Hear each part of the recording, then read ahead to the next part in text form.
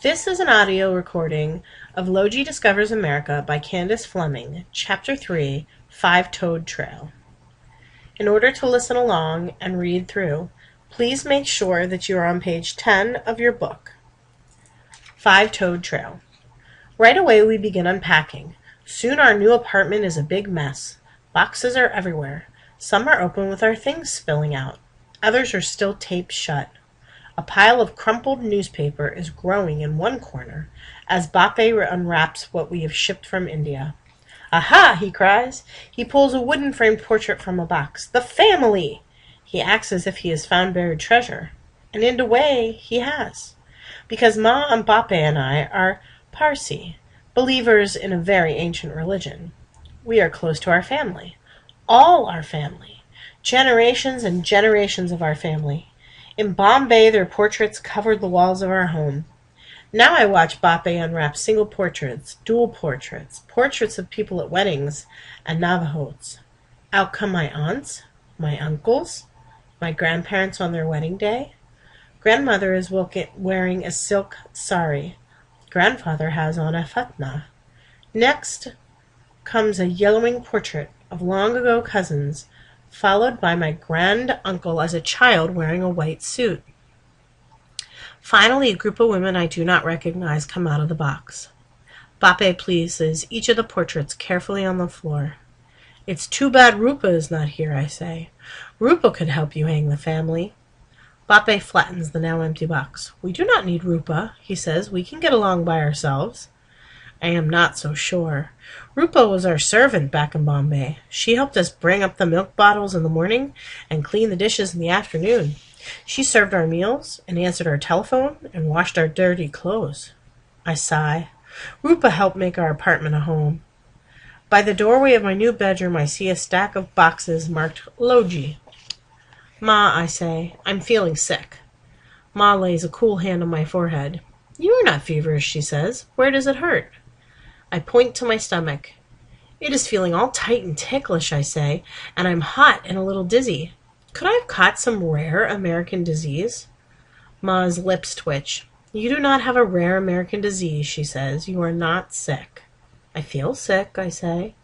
Ma puts her arm around my shoulders. "It is not easy to move." "It is easy for you," I say. "You have a good job at Ace Computers." "No, Lowji," she says. "It's not easy for me. I may have found a wonderful new job, but I miss Bombay. I miss the aunts and uncles and cousins.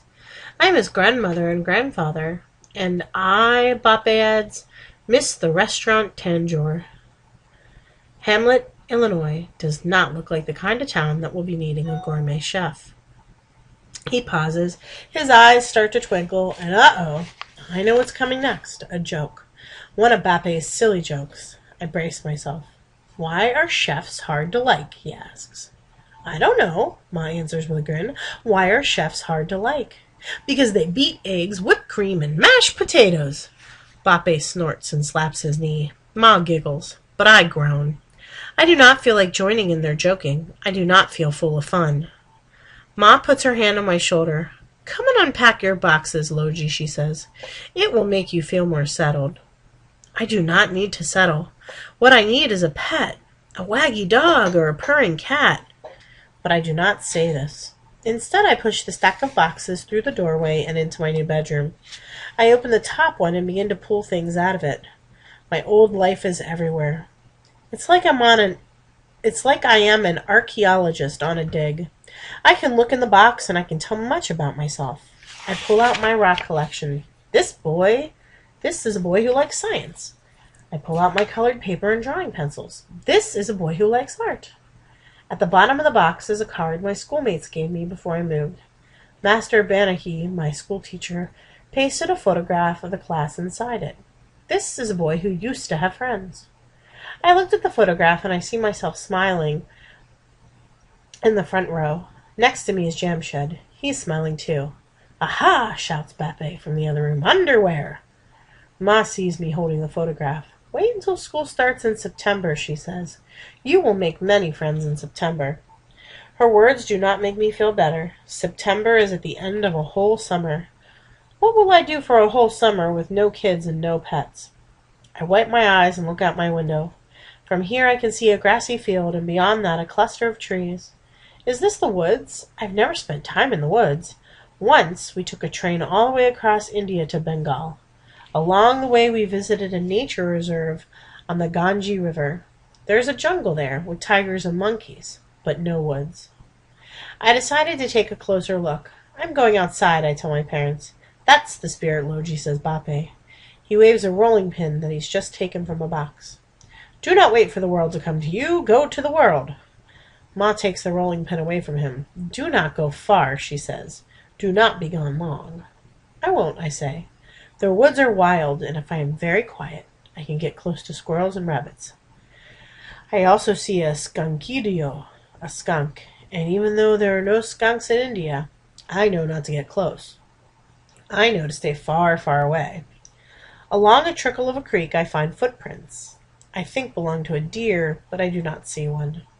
I also find another set of footprints, small footprints with 5 toes. A kid's footprints! I follow them up a muddy bank, around a patch of thorny bushes, and over a fallen log. In a thick patch of weeds I lose sight of the footprints. I look around, and yes, I find them again in an open spot between 2 tall fir trees.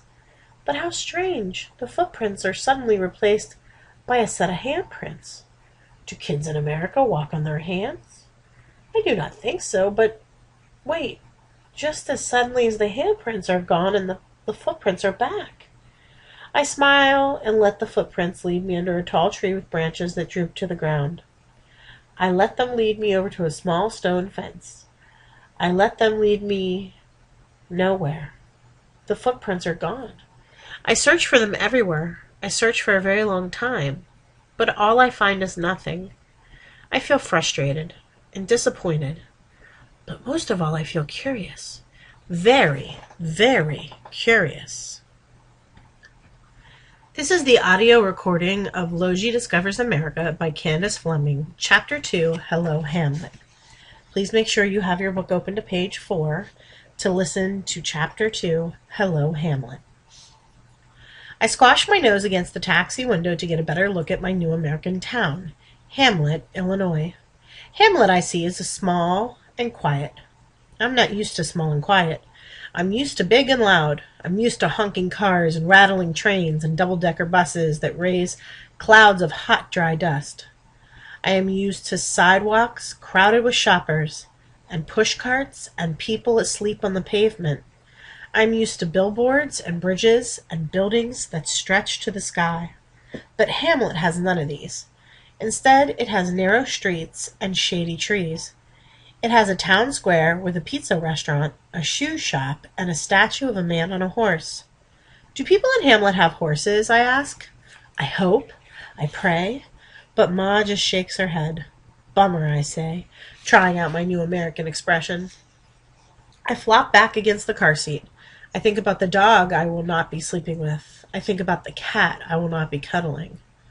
Our taxi turns a corner and Bape says, Look, Lowji, there's the school you will be attending. I look. We pass an empty brick building with a playground in the back and a sign in the front. The sign reads, Hamlet Elementary School. Where are all the kids, I ask.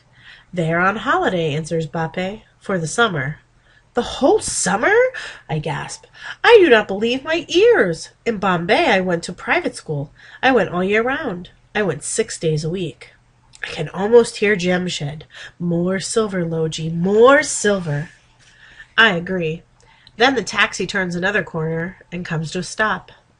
Marun, Mithun, Matarun, Gar, cries Bape. Home, sweet home. We climb out of the car and stand on the sidewalk. What do you think? Asks Bape. I think I'm surprised. In Bombay, we lived on the 47th floor of a modern apartment building. Here in Hamlet, we'll be living on the 3rd floor of an apartment house, a house with a wide front porch and a yard full of trees and grass.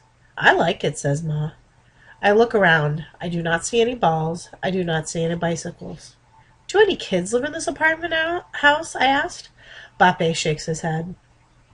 The letter I received said there are only 2 other tenants, an elderly lady named Mrs. Pendergast, who lives on the 1st floor, and a newly married couple with the last name of Dove. They live on the 2nd floor. I sigh. No pets and no kids. My parents do not answer. The first thing I notice when we step through the front door is that our apartment house is very clean. The walls are as white as Bappe's cotton shirt. The floors are shiny. There is not a speck of dust on the stairs or a single cobweb in the corners. Lemony fresh, I say, using an American expression I have learned from watching television. Our apartment house smells lemony fresh. It should, someone says. What with all that elbow grease I put into it. We turn. A woman wearing men's coveralls and a tool belt is standing there. Good afternoon, Bappe says quietly. He brings his palms together in the Indian gesture of greeting. We are the Sanjana family. I am Farooq. This is my wife, Suni, and this is our son, Lowji. Mon, I nod. The woman grunts. The new tenants, huh? Your boxes have been arriving for days now. I've been stacking them in your apartment. Place looks like a warehouse. Lots of work for sure. Ma steps forward. She smiles and asks, And you are? Crisp, says the woman. At a crisp. I'm the landlady. We're happy to meet you, says Ma. Uh-huh, says Landlady Crisp. She takes in Ma's bangles and nose ring. She looks up and down at Ma's salwar kameez. Then Landlady Crisp tugs up her tool belt. Well, I got work to do. If you folks need me, you'll find me in my basement apartment. That is, if I'm not scrubbing, sweeping, or fixing something around here. She stamps away, and the door to the first floor apartment flies open. A white-haired lady pokes her head into the hallway.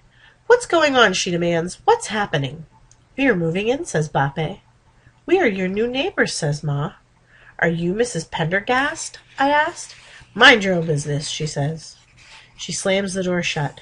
Ma and Bappe and I look at one another. Then Bappe shrugs.